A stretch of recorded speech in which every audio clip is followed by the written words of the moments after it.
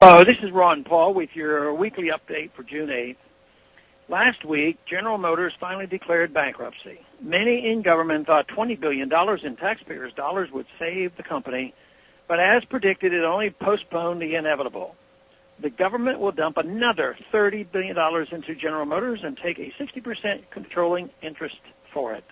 Public officials are now involving themselves in tactical business decisions, such as where General Motors headquarters should move and what kind of cars it will build.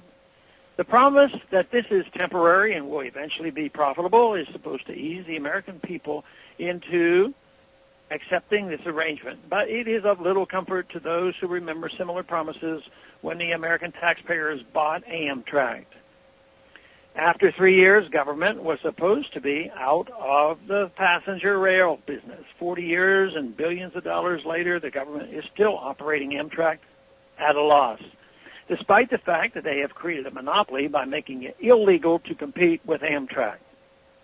Imagine what they can now do to what is left of the great American auto industry. In a truly free market, General Motors would get your money one way and only one way, by selling you a car you want at a price you are willing to pay. Instead, the government is giving public money to a private company in spite of the market signals it has been sending. Throwing money at General Motors does not stop it from being an engine of wealth destruction. On the contrary, it simply gives it more wealth to destroy. Had it been allowed to fail naturally, the profitable pieces of General Motors would have been bought up and put to good use by now. The laid-off employees would likely have found new jobs, and all that capital would be in private hands reinvested in companies that produce products demanded by consumers. Instead, we are all poorer now. Political pressure, rather than the rule of law, is deciding how to divide up the remains of General Motors.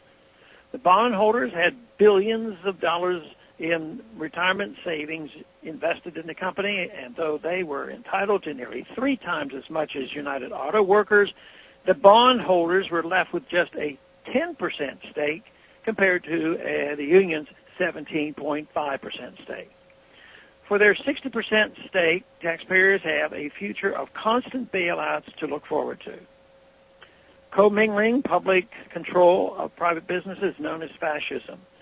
While today's politicians may feel emboldened with their new power, history will only repeat itself as all this collapses on itself.